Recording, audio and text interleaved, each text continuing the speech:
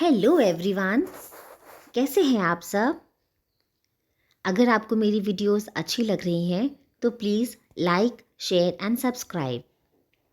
यह चैनल उन लोगों के लिए है जो अपना बचपन फिर से जीना चाहते हैं। वो मासूमियत, वो भोलापन फिर से जीना चाहते हैं।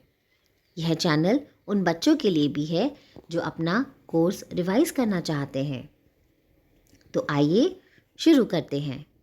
यह है क्लास 5 यूनिट 1 राख की रस्सी। लोनपो गार तिब्बत के 32वें राजा सोनगवसेन गाम्पो के मंत्री थे। वे अपनी चालाकी और हाजिर जवाबी के लिए दूर दूर तक मशहूर थे। कोई उनके सामने टिकता ना था। चैन से जिंदगी चल रही थी, मगर जब से उनका बेटा बड़ा हुआ था उनके लिए चिंता का विषय बना हुआ था। कारण यह था कि वह बहुत भोला था। होशियारी उसे छूकर भी नहीं गई थी। लोनपो गार ने सोचा, मेरा बेटा बहुत सीधा साधा है, मेरे बाद इसका काम कैसे चलेगा।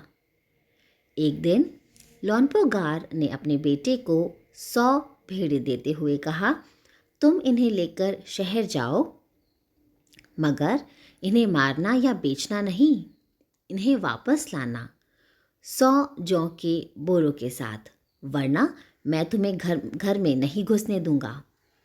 इसके बाद उन्होंने बेटे को शहर की तरफ रवाना किया।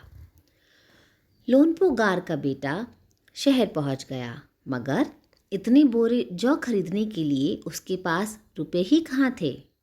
वह इस समस्या पर सोचने विचारने के लिए सड़क किनारे बैठ गया, मगर कोई हल उसकी समझ में ही नहीं आ रहा था। वह बहुत दुखी था। तभी एक लड़की उसके सामने आ खड़ी हुई। क्या बात है, तुम इतने दुखी क्यों हो? लोनपो गार के बेटे ने अपना हाल कह सुनाया। इसमें इतना दुखी होने की कोई बात नहीं, मैं इसका हल निकाल देती हूँ। इतना कहकर लड़की ने भेड़ों के बाल उतारे और उन्हें बाजार में बेच दिया। जो रुपए मिले उनसे जौ के 100 बोरे खरीदकर उसे घर वापस भेज दिया। लोनपो गार के बेटे को लगा कि उसके पिता बहुत खुश होंगे, मगर उसकी आप बीती पर उन्होंने ध्यान नहीं दिया। वे उठकर कमरे से बाहर चले गए। दूसरे दिन उन्होंने अपने बेटे को बुलाकर कहा, पिछली बार भेड़ों के बाल उतारकर बेचना मुझे ज़रा भी पसंद नहीं आया। अब तुम दोबारा उन्हीं भेड़ों को लेकर जाओ। उसके साथ जौ के 100 बोरे भी लेकर ही लौटना। एक बार फिर निराश होकर लोनपो गार का बेटा शहर में उसी जगह जा बैठा।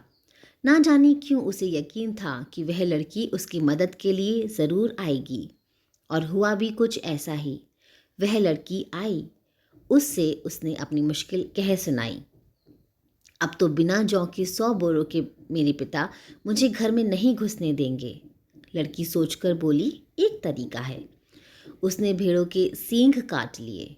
उन्हें बेचकर जो रुपए मिले उनसे 100 बोरे जौ खरीदे। बोरे लोनपो गार के बेटे को सौंपकर लड़की ने उसे घर बेच दिया। भेड़े और जौ के बोरे पिता के हवाले करते हुए लोनपो गार का बेटा खुश था। उसने विजयी भाव से सारी कहानी कह सुनाई। सुनकर लोनपो गार बोले, उस लड़की से कहो कि हमें 9 हाथ लंबी राख की रस्सी बनाकर दे। उनके बेटे ने लड़की के पास जाकर पिता का संदेश दोहरा दिया। लड़की ने एक शर्त रखी, मैं रस्सी बना तो दूंगी, मगर तुम्हारे पिता को वह गले में पहननी होगी। लोनपो गार ने सोचा, ऐसी रस्सी बनाना ही असंभव है, इसलिए लड़की की शर्त मंजूर कर ली। अगले दिन लड़की ने 9 हाथ लंबी रस्सी ली, उसे पत्थर की सिल पर रखा और जला दिया। रस्सी जल गई, मगर रस्सी के आकार की राख बच गई।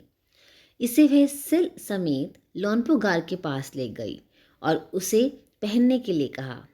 लोनपो गार रस्सी देखकर चकित रह गए। वे जानते थे कि राख की रस्सी को गले में पहनना तो दूर, उठाना भी मुश्किल है। हाथ लगाते ही वह टूट जाएगी। लड़की की समझदारी के सामने उनकी अपनी चालाकी धरी रह गई।